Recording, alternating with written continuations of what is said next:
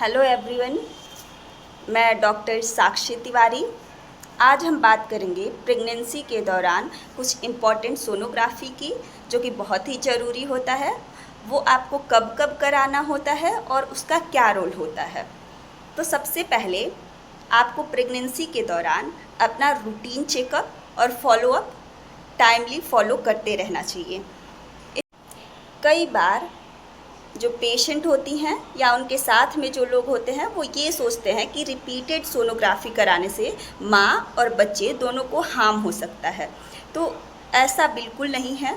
Sonography जो होता है वो माँ और बच्चे दोनों के वेलबींग के लिए होता है, दोनों के जांच के लिए और सुरक्षा के लिए होता है। इससे कोई हार्म नहीं होता है। अब हम बात करते हैं कि आपको कब कब कराना है और इसका क्या क्या रोल होता है। तो सबसे पहले जो होता है आपका फर्स्ट जो होता है सोनोग्राफी, पीरियड मिस होने के 15 से 20 दिन बाद, यानी कि 6 से 8 सप्ताह के बीच आप करा सकते हैं, जिसको बोला जाता है viability scan.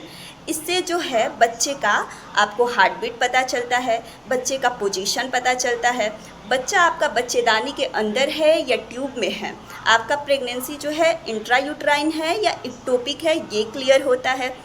Number of baby जो होते हैं वो भी कंफर्म हो जाते हैं, यानी कि आपका जो बच्चा है वो सिंगल है, डबल है और ट्रिपलेट है। तो इसलिए वायबिलिटी स्कैन, जो कि आपका पहला स्कैन होता है, बहुत ज़रूरी होता है। इसको कभी मिस ना करें।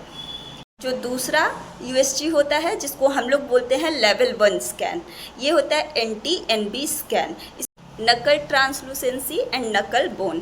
इसमें जो होता है बच्चे के नाक की जो हड्डी होती है उसका मेज़रमेंट पता चलता है, साथ ही साथ जो बच्चे के सिर के पीछे फ्लूइड जमा होता है उसका भी मेज़रमेंट पता चलता है। इसके अलावा जो जेनेटिक डिसऑर्डर्स होते हैं या क्रोमोसोमल डिफेक्ट होता है वो भी आपको अर्ली डिटेक्ट हो जाता है, यानी कि बच्चे के अंदर कोई भी डाउन सिंड्रोम या अदर जेनेटिक बीमारियां होंगी तो आपको पहले ही पता चल जाएंगी। तो इसलिए आपको जो लेवल 1 होता है वो ज़रूर करवाना चाहिए, यानी कि दूसरा आपको सोनोग्राफी ज़रूर करवाना चाहिए। और ये आपको करवाना होता है 11 से 14 हफ्ते के बीच में। अब बात करते हैं थर्ड स्कैन की, यानी कि जो आपका होता है लेवल 2, जिसको बोला जाता है एनॉमली स्कैन, रंगीन सोनोग्राफी। कई बार पेशेंट इसमें आपको कंप्लेन करते हैं कि ये थोड़ा सा महंगा होता है, एक्सपेंसिव आता है।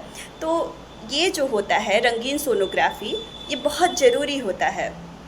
आपको थोड़ा सा ये कॉस्टली लग सकता है, लेकिन ये बहुत इम्पॉर्टेंट होता है, जिससे आपको कोई भी बच्चे के अंदर जन्मजात विकृति होगी तो आपको तुरंत पता चल जाएगा। अगर बच्चे के दिमाग में पानी भरा हो, हार्ट में प्रॉब्लम हो, किडनी में सूजन हो, तो आपको अर्ली डिटेक्ट हो जाता है। तो इसलिए ये रंगीन सोनोग्राफी आप कभी भी मिस ना करें। अब हम बात करते हैं फोर्थ सोनोग्राफी की, जो होता है आपका 28 से 32 वीक के बीच में, जो होता है मेनली आपका 7वें मंथ में।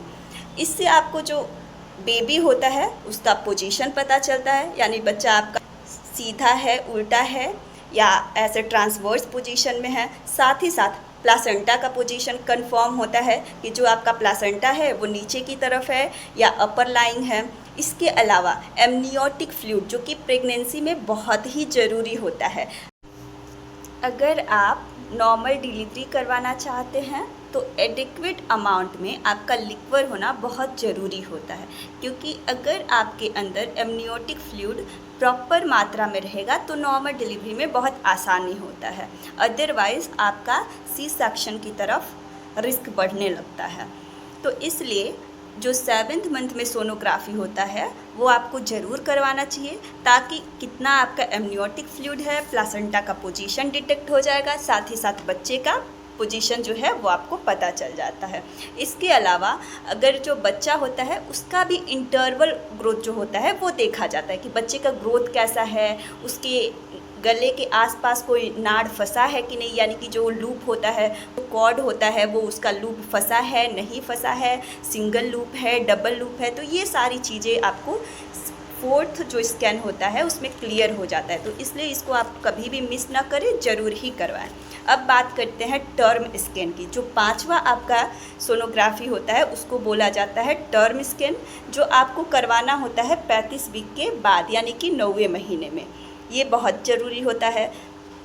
इससे जो होता है आपको फाइनल पोजीशन पता चलता है, क्योंकि इसके बाद बहुत कम चांसेस होता है कि बच्चा आपका मूव करेगा। अभी जो इसका पोजीशन होता है वो लगभग फिक्स हो जाता है। साथ ही साथ पानी का लेवल आपको पता चल जाता है। इसके अलावा जो कॉर्ड होता है वो भी आपको पता चल जाता है कि पिछले महीने में अगर सिंगल लूप था तो अभी एक लूप है या डबल लूप है या लूप अभी जो है वो निकल चुका है। इसके अलावा प्लासेंटा का पोजीशन क्लियर हो जाता है कि जो लो लाइंग प्लासेंटा था नीचे की तरफ था, अभी वो ऊपर की तरफ मूव किया या नहीं किया। साथ ही साथ मोड ऑफ डिलीवरी भी आपको लास्ट स्कैन से क्लियर हो जाता है, क्योंकि जो लास्ट वाला स्कैन होता है यही सबसे मेन आपका जो होता है मोड ऑफ डिलीवरी के लिए इम्पॉर्टेंट होता है। ये बहुत हेल्पफुल होता है। इसके हिसाब से आपका पानी, बच्चे का पोजीशन, बच्चे के गले के आसपास नाड़ फंसा है कि नहीं, सब क्लियर होता है। फिर आप अपना मोड ऑफ डिलीवरी जो होता है आराम से डिसाइड कर पाते हैं। तो इसलिए आप इस यूएसजी को भी बिल्कुल मिस ना करें। इसके अलावा अगर बीच में आपको कोई भी प्रॉब्लम हो, अगर आपको ब्लीडिंग दिखे, स्पॉटिंग दिखे या बच्चे का मोमेंट कम फील हो, या फिर आपको लगे कि पेट आपका टाइट हो रहा है या आप एब्डोमिनल पेन हो, तो आप अपने डॉक्टर से ज़रूर मिलें। और अगर वो आपको रिकमेंड करें अल्ट्रासाउंड के लिए तो उसको ज़रूर फॉलोअप में करवाएं, क्योंकि 5 जो होता है यूएसजी वो आपका बेसिक है, वो आपको करवाना है। लेकिन बीच में अगर आपको कोई प्रॉब्लम है और अगर आपके डॉक्टर आपको रिकमेंड करते हैं तो उनको इग्नोर नहीं कराना है, वो भी आप ज़रूर करवाएं। इससे क्या होता है कि माँ और बच्चे दोनों सेफ़ जोन में होते हैं, ये क्लियर होता है। तो इसलिए कभी भी डॉक्टर की बातों को आप इग्नोर ना करें।